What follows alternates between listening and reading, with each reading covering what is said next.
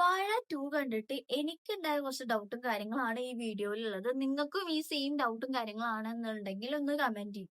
അല്ലെങ്കിൽ ഈ ഡൗട്ടിനുള്ള ഉത്തരം നിങ്ങളുടെ കയ്യിലുണ്ടെങ്കിൽ നിങ്ങൾ എനിക്കത് കമന്റ് ചെയ്ത് പറഞ്ഞു തരണം പ്ലീസ്. വാഴ 2 മെയ് 8-നാണ് OTT-ൽ ഇറങ്ങുന്നത്. അൺഫോർച്ചുനേറ്റ്ലി നമുക്ക് തിയേറ്ററിൽ പോയി കാണാൻ പറ്റിയില്ല. തിയേറ്റർ എക്സ്പീരിയൻസ് മിസ്സായി.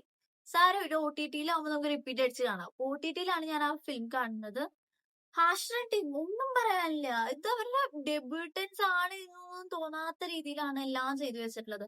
ഹാഷിറായാലും അലനായാലും അജിനായാലും വിനായകനായാലും വിനായകൻ ആൻഡ് വിജിക്കുട്ടൻ രണ്ടുപേരും അവരാണ് എനിക്ക് ഏറ്റവും ഇഷ്ടമായത്. ഹാഷിർ ഒബ്വിയസ്ലി നമുക്ക് പണ്ടോട്ടേ നമ്മളെ ഫോളോ ചെയ്യുന്ന ഒരാളാണ്.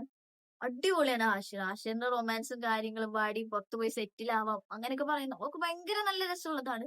പക്ഷെ എനിക്ക് ഏറ്റവും ബുദ്ധിമുട്ടുണ്ടാക്കി എന്നെ ഇമോഷണലി ബുദ്ധിമുട്ടിലാക്കിയത് വിനായകന്റെയും ബിജുക്കുട്ടൻ. പ്രത്യേകിച്ച് ബിജുക്കുട്ടനൊക്കെ ആ വീഴുന്ന സീനൊക്കെ അയ്യോ അത് കഴിഞ്ഞ് ആ കുട്ടി വന്ന് കെട്ടിപ്പിടിക്കുന്നു ഭയങ്കര ബുദ്ധിമുട്ടുണ്ടാക്കി.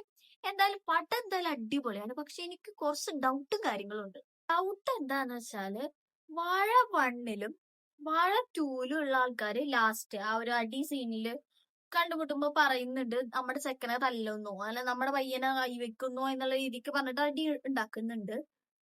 അപ്പോ ഇവരെങ്ങനെയാ ഇപ്പൊ കണക്ഷൻ ആയത്?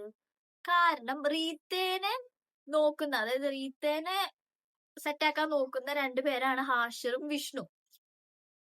അപ്പോ റീത്ത എഞ്ചിനീയറിംഗ് ഫസ്റ്റ് ഇയറോ സെക്കൻഡ് ഇയറോ അങ്ങോട്ട് പഠിക്കുന്നു. ഹാഷിർ അപ്പൊ അവിടെ വെറുതെ നടക്കുന്നു. ആ വെറുതെ നടക്കുന്ന ടൈമില് അലനും അജിനും വിനായകും എല്ലാവരും ഉണ്ട്. അപ്പൊ അവർ പഠിക്കാൻ പോയിട്ടില്ല പുറത്ത്. അപ്പൊ ഇവരെപ്പോഴാ ഫ്രണ്ട്സ് ആയത്? കാരണം ഇനിയിപ്പോ അവര് പഠിക്കാൻ പുറത്ത് പോയിരുന്ന ടൈമില് വെക്കേഷന് വന്നിട്ടാണ് അവർ ആ ബസ് സ്റ്റോപ്പിൽ നിന്നിട്ടുള്ള സീൻ എന്ന് വെച്ചാല്. പക്ഷെ ആ ഒരു ഫിലിമിന്റെ അവസാനം പറയുന്നുണ്ട് പുറത്തു പോയി പഠിക്കാൻ പൈസ ഇല്ല, പഴംപൊരി അവിടെ വെക്കെന്ന് പറയുന്നുണ്ട്. അതാണ് എന്റെ ഡൗട്ട്. ഇനി എന്തായാലും ഇപ്പൊ ബേസിൽ ജോസഫ് പിടിക്കുന്ന ടൈമിൽ, അതായത് പോലീസ് പിടിക്കുന്ന ടൈമിൽ ഇവര് പറയുന്നുണ്ട് പഠിക്കാത്തവര് മാറി നിൽക്കും, കോളേജിൽ അഡ്മിഷൻ കിട്ടാതെ മാറി നിൽക്കുന്നവര് ഇവര് മാറി നിൽക്കുന്നുണ്ട്.